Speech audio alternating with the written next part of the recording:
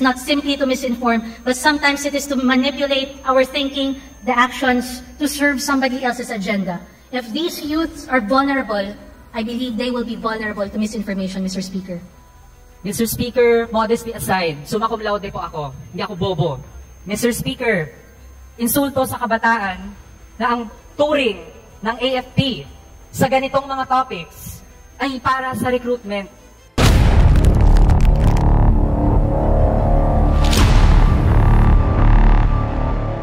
Party list Kabataan, Representative Raul Manuel is recognized for his interpellation.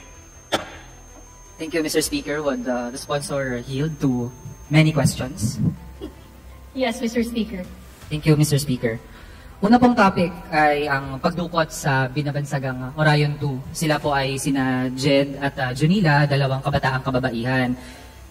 Nabanggit po natin ito last in some privileged speech, Mr. Speaker. Kahapon din nabanggit natin dahil finally ay wala na po sa kamay ng NTF-ELCAC at ng militar ang dalawa. At mismo sa isang press conference organized by NTF-ELCAC, sinabi po ng dalawa na sila ay inabduct. Walang iba kundi ng militar. Would the AFP admit to abducting the two young women, Mr. Speaker?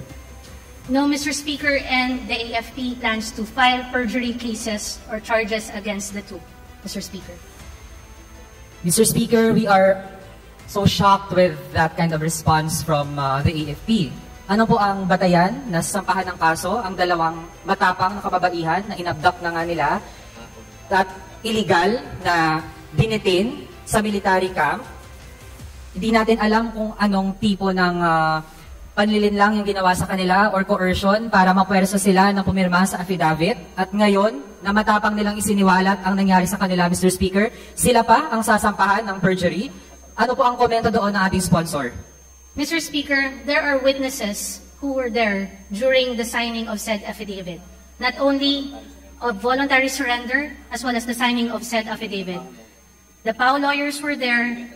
The stepfather of one of the ladies were there. And they were even asked if they were coerced into signing by her stepfather, and she denied being coerced, Mr. Speaker. Mr. Speaker, sa aktual na insidente, early September, meron pong mga kababayan natin na nakawitness ng pagdukot. Pagdukot, Mr. Speaker, dahil may naiwang sandals, may naiwang tsinelas, at mismo mga kababayan natin ang nag-post sa social media. At gusto nga nilang ipaalam din sa ibang mga kababayan nila ng panahon na iyon sa Bulacan na may ganung nangyari at ayaw nila na baka may iba ding mabiktima ng pagdukot kahit sino man yan, Mr. Speaker. And now, how can we expect such an affidavit to really bear weight, lalo na kung nangyari po ang pagpirma sa affidavit sa isang setting kung saan ang mga kababaihan na ito, mga kabataang kababaihan, ay nasa isang sitwasyon na vulnerable po sila. Nasa lugar sila ng kung sino man yung nag-abduct mismo sa kanila, Mr. Speaker. Ano po ang komento doon ng sponsor? Mr. Speaker, again, there were witnesses during the signing of said affidavit. The stepfather was there, the PAO lawyers were there, and I don't think there were they were in any environment that they were vulnerable, Mr. Speaker. Mr. Speaker, hindi ba yun isang unfair na situation? Dahil nga, kinuli sila, tapos ang una pa pong kwento na gustong palabasin ng NTF-ELCAC at ng militar ay mga rebel surrendery di umano yung dalawa.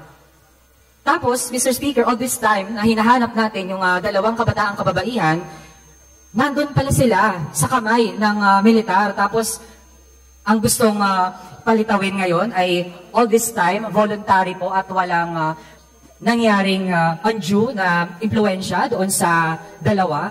And right now, na alam na po ng sambayan ng Pilipino na inabduct pala talaga sila, tingin po natin, Mr. Speaker, sobra-sobra na yung pinagdaanan ng dalawa na isolated po sila, hindi nila kasama ang kanilang mga mahal sa buhay, tapos later on na lang, also in unfair circumstances, ay ganito na ang kinalabasan, Mr. Speaker, na sila pa yung hahabulin. Actually, Mr. Speaker, yung pagsiwalat nila nung pinagdaanan nila, kahit na kasama nila yung militar sa press conference kahapon, Mr. Speaker, yan na nga po ay malaking risk na tinake nila para lamang na malaman ng sambayan ng Pilipino na ang AFP ay nandudukot ng mga kabataang merong advokasya, Mr. Speaker. Ang dalawang kabataang kababaihan na ito, ang nais lamang nila ay maprotektahan ang mga komunidad na maaapektuhan ng mga reclamation activities sa Manila Bay. And Mr. Speaker, ngayon, na sila walang kalaban-laban, walang mga armas. Ang tanging armas nila, Mr. Speaker, ang kanilang prinsipyo, ang kanilang dignidad, ang pagmamahal nila sa kapwa-tao. Tapos ngayon, pinaratangan sila, gustong palabasin ng mga rebel surrenderies. And right now, that they spoke the truth, they were brave enough to do that. At actually nga, kahit nawala na po sila sa kamay ng militar, di natin alam kung ano din yung threat sa kanila. Dahil po sa dinami-dami ng mga pinalabas na mga rebel surrenderies, ngayon po, meron ng matapang na nagsalita. Mr. Speaker, ano po ang komento ng sponsor? Mr. Speaker, they were labeled as voluntary surrenderies because they said they voluntarily surrendered. Again, there were witnesses, Mr. Speaker. They made a sworn statement, which of course, if you made a sworn statement and you recanted, Mr. Speaker, you will be subjected to perjury charges if needed. You know, Mr. Speaker, the DND, the AFP, has always believed that honesty is the currency of leadership, Mr. Speaker. It is most critical today that the truth prevails because mistrust seems to have been the default mode or reaction, Mr. Speaker. So therefore, we stand with our Philippine Army, Mr. Speaker. Mr. Speaker, grabe naman po ang militar sa mga biktima. Mr. Speaker, mga biktima na po ito. Tapos, sila pa ngayon ang papalabasin natin na masama. Mr. Speaker, hindi ba kapag ang mga biktima sa situation na sila ay nasa risk at meron po silang sinabi, kahit nga po halimbawa ang mga taong malapit ng mamatay, di ba? Hindi ba kinukuha as valid na testimony yung kanilang sinasabi? Mr. Speaker, taking that as an analogy, ganun po ang nangyari kahapon sa press conference.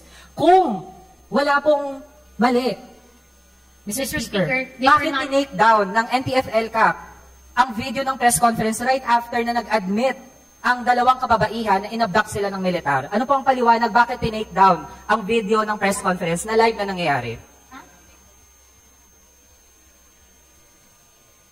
Well, Mr. Speaker, the NTF-ELCAC is not within this department, Mr. Speaker. But if you are talking about taking down of videos, I believe it is all over social media. So there is no taking down of any videos. Mr. Speaker, that is a lie.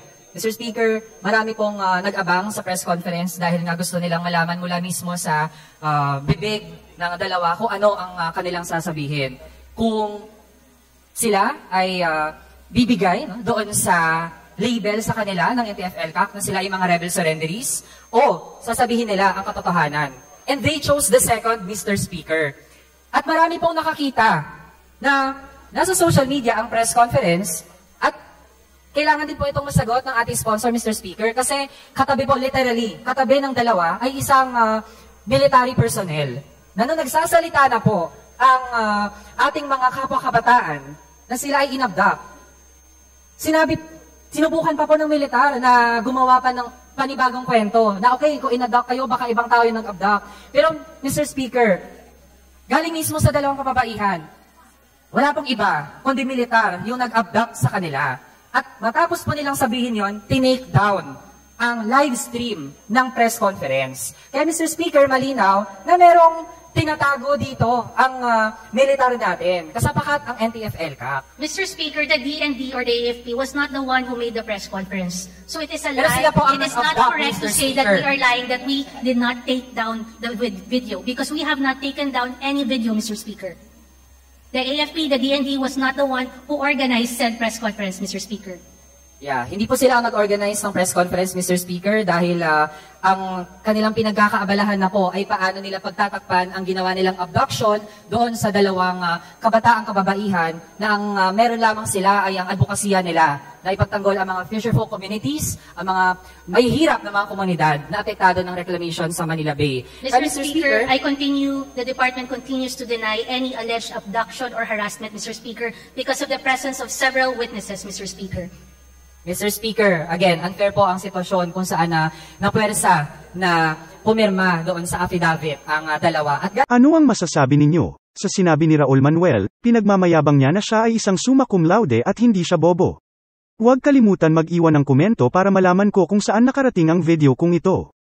Welcome to the Philippine Government News Channel. Here, we bring you the latest breaking news and current events in Philippine politics. Get exclusive access to speech and video clips of President Ferdinand Bongbong Marcos Jr., as well as updates on Vice President Inday Sara Duterte. We strive to provide transparency and keep you informed about the Senate hearings and House of Representatives proceedings. Stay up to date with the political landscape of the Philippines by subscribing to our channel today. Don't miss out on important discussions and debates. Subscribe now.